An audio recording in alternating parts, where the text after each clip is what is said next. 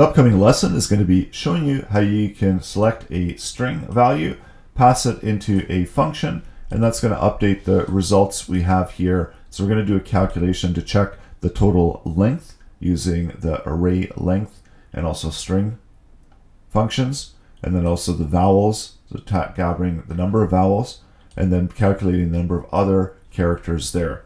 We're also going to be adding an input area, and the input is going to come with the button. So when you click the button, it's going to run the event listener of the click, where it's going to pass that string that's within the input field, adding it to the same function. We're going to output the value that's within the input, the total length, total vowels, and others, and it lists out all of the vowels. So if you add in more vowels, it's going to update the results that we're outputting to the page. I've got the editor set up on the left-hand side, and that's going to be using Visual Studio Code. We're also going to be using Live Server within Visual Studio Code, outputting the results of the HTML page and the JavaScript into the browser. The browser will be on the right-hand side. I've got the dev tools opened at the bottom, so we can see the JavaScript code being output, as well as the web content. So right now there isn't anything within the web content.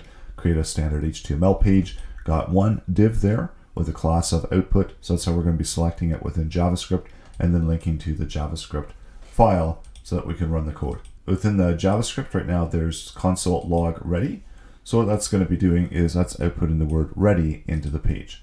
So go ahead and set up your web page. And now we need to get some variables where we're going to be selecting the page element. So that's going to be using the document and query selector. So we're selecting out the element with a class of output. So that's where we use the period and then the class name. And that's going to have us place the element object into the variable called output. You can also output to the page, and then this will show you the contents of the output div. We also need to create a string. In addition, you can create several strings, and then we're able to run them through and produce the output where we're going to be counting the vowels that are within the strings. So that gives us a couple strings to work with. Let's go ahead and we're going to create the function, and this is going to be a counter of vowels. So give it a meaningful function name, and we're going to be passing in a value, and whatever value gets passed in, then that's what we're going to be outputting within the output area. So we're going to be returning back a value and then updating the inner text contents of output. So first now we're going to be passing in a string, and then what we want to do is we want to get the total number of letters within the string, and we can do that using the string length value. And for now what we'll do is we'll just output that actually within the output area. So set up the text content of the output, and this is just going to be outputting the value of total. And we're using the template literals, so those are the backticks to the left of the 1 key.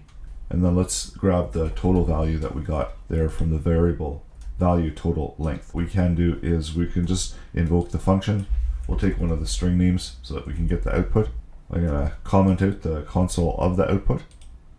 And there we get the value of total length is going to be 15. I'm going to zoom in slightly so we can see it a little bit better. So that's our output that's being output into the text content. And of course, if we change the string to str2, we're going to get a different value there of 11. So what we want to do is we want to select and we want to do a match. So using the match value, we take whatever the current string is. So it's going to be VAL. And use match, and within match we're going to use a regular expression in order to match the letters that we want to look for, and using the global flags, the global I flags, and so that will collect all of the values and even the repeat values. So within the match we want to pass in an array. So within the array, let's set out the letters that we want to select. So in this case we want to select out all of the vowels, and using the console output the results for the match of the letters. So what match does is this is going to be returning back an array from the values. So we get those values of EOO. So those are the two variables that we've got there as vowels. So EOO. Let's update this to string 1 and we'll see what we get for the output. So here we've got quite a few more vowels.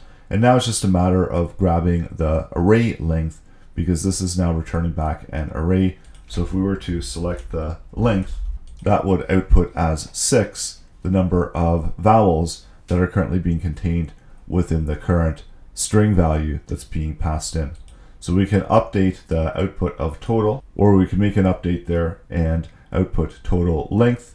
And let's update this actually to inner HTML.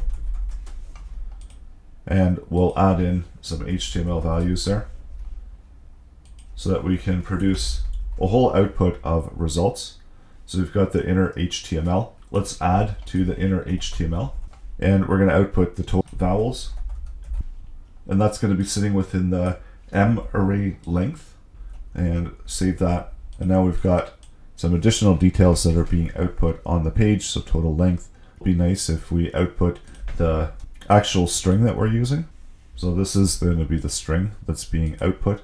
So that's actually not going to be total, but it's just going to be whatever the string value is.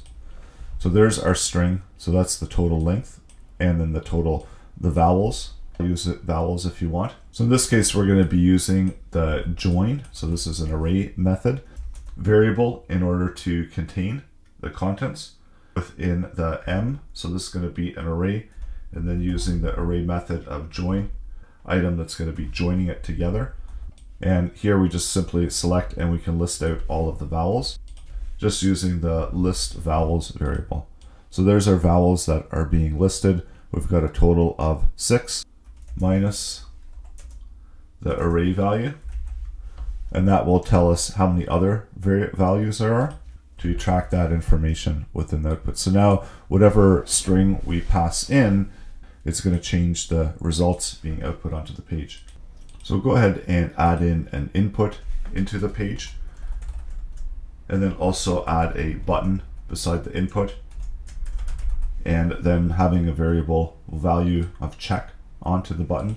And we can also set this as type text, and then we're going to be selecting the button as well as the input field from the JavaScript code into variables. So that's going to be our button, and that will allow us, once we select the button, we can attach an event object to the button. And because I only just have the one button on the page, I can select it via the element, and then also the my input. And this is also just the one input that I have on the page. Otherwise, you got to use a more specific selector if you've got a number of different inputs or possibility of input fields on your page. So I'm just using the values there in order to select those. And then we can take the button and add an event listener to the button. So the event that we're going to be listening for is going to be a click event. And then once the click event fires, we're going to run this anonymous function. And within the anonymous function, what we want to do is we want to get the length of the values of the my input. So we have that sitting within the length of the my input. And we can also output that right now into the console. So this is just going to be returning back whatever length we have within the input when you click the button. And we do need to include value there for value length. So try that again, add some values there. So we've got the 5 characters. We want to pass that into the function that we created earlier. And instead of outputting it to the console, we're going to be passing it into the function. And that's because it's not taking the value there, it's taking the length. So that should just be whatever value we have within the input. So now we've got the input value there, total length, total vowels. So if let's add in some more vowels there, gives us a new variable, total length, total vowels, and others. So you can go ahead and try it and build out your own version of this application.